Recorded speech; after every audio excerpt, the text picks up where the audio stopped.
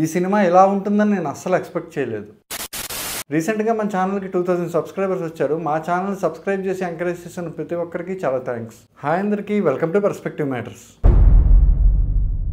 Little hearts movie review. So బేసిక్గా ఈ సినిమాకి వెళ్ళడమే నేను చాలా లో ఎక్స్పెక్టేషన్స్తో వెళ్ళాను. ఎందుకంటే వాళ్ళు రిలీజ్ చేసిన కంటెంట్ లైక్ ట్రైలర్ కానీ, టీజర్ కానీ, లేదంటే సాంగ్స్ కానీ ఏవైతే ఉన్నాయో అవి కొంచెం నాకు ఆల్రెడీ మౌళీ చేసిన #90s అనే వెబ్ సిరీస్తో రిలేటబుల్గానే అనిపించాయి. అయితే థియేటర్కి వెళ్ళి సినిమా చూసిన తర్వాత అర్థమైంది దీనికి 90s వెబ్ సిరీస్కి ఎలాంటి సంబంధం లేదు.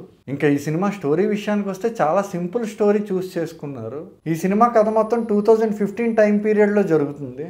జస్ట్ ఒక అమ్మాయి అబ్బాయి ఎంసెట్ లాంగ్ టర్మ్ కోచింగ్లో జాయిన్ అవుతారు. అలా జాయిన్ అయిన తర్వాత వాళ్ళ లైఫ్లో లవ్ స్టోరీ ఎలా బిల్డ్ అయింది అనేది సినిమా. ఇంకా ఈ సినిమా పాజిటివ్స్ విషయానికి వస్తే ఇంకా మౌళి అనేసరికి సోషల్ మీడియాలో మీమ్స్ చేసే స్టేజ్ నుంచి సినిమా హీరో అయ్యే స్టేజ్కి వచ్చాడు అని చెప్పి అంటుంటారు. అది నిజమే. కాకపోతే ఒక మనిషి ఏం చేసి ఆ పొజిషన్కి వచ్చాడు అనే దానికన్నా ఆ పొజిషన్కి వచ్చిన తర్వాత ఏం చేశాడు అనేది చాలా ఇంపార్టెంట్. అయితే ఈ విషయంలో మౌళి అనే పర్సన్ సక్సెస్ అయ్యాడనే చెప్పాలి. ఎందుకంటే ఈ సినిమాకి నేను హైదరాబాద్లో 15 ప్రీమియర్లు వేస్తే 10 ప్రీమియర్లు హౌస్ఫుల్ అయ్యాయి. అయితే ఆడియన్స్ని థియేటర్కి రప్పించడంలో మౌళి సక్సెస్ అయ్యాడు, కానీ ఆడియన్ అనేవాడు థియేటర్లో కూర్చున్న తర్వాత వాళ్ళని ఎంటర్టైన్ చేయడంలో మౌళిని మించి జయకృష్ణ అనే పర్సన్ సక్సెస్ అయ్యాడు. లిటరల్లీ చెప్తున్నా, చాలా కాలం తర్వాత నేను ఒక 3 సీన్స్కి కడుపు నొప్పి వచ్చేలా నవ్వా.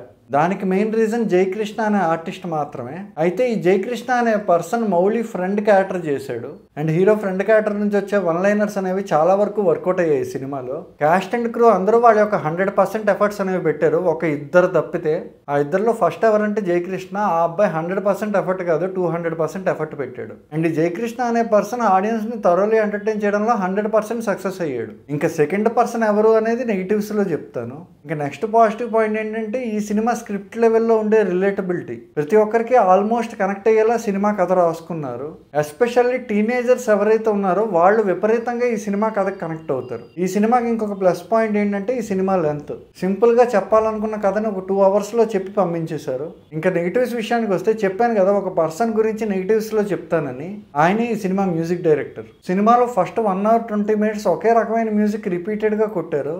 ఈవెన్ ఒక సీన్ లో ఉండే మూడ్ ని ఎలివేట్ చేసే విధానంలో మ్యూజిక్ అనేది చాలా ఇంపార్టెంట్ రోల్ ప్లే చేస్తుంది. సో సీన్ కి బ్యాక్గ్రౌండ్ స్కోర్ కి సింక్ అనేది కొంతవరకు తప్పింది. అండ్ మళ్ళీ చెప్తున్నాను, ఈ ఇష్యూ సినిమాలో ఫస్ట్ 1 hour 20 minutes మాత్రమే ఉంది. నెక్స్ట్ నెగిటివ్ పాయింట్ ఏంటంటే ఈ సినిమాలో ఎడిటింగ్ అనేది ఒక 4-5 సీన్స్ లో ఇదర్ టెక్నికల్ గా కానీ లేదా స్టోరీ టెల్లింగ్ వైజ్ కానీ అస్సలు బాగాలేదు. అపార్ట్ ఫ్రమ్ దట్ ఈ సినిమా అయితే నన్ను థరోలీ ఎంటర్టైన్ చేసింది. సినిమా అనేది జస్ట్ ఎంటర్టైన్మెంట్ పర్పస్ మాత్రమే. ఒక 2 గంటలు మమ్మల్ని నవ్విస్తే చాలు అనుకునే జనాలందరికీ ఈ సినిమా ఒక విందు భోజనం లాంటిది. ఈ వారం థియేటర్కి వెళ్ళి ఫ్యామిలీతో ఒక సినిమాని ఎంజాయ్ చేయాలనుకుంటే Little Hearts will be the best choice. మరో సినిమా రివ్యూతో మళ్ళీ కలుద్దాం. Until then, bye.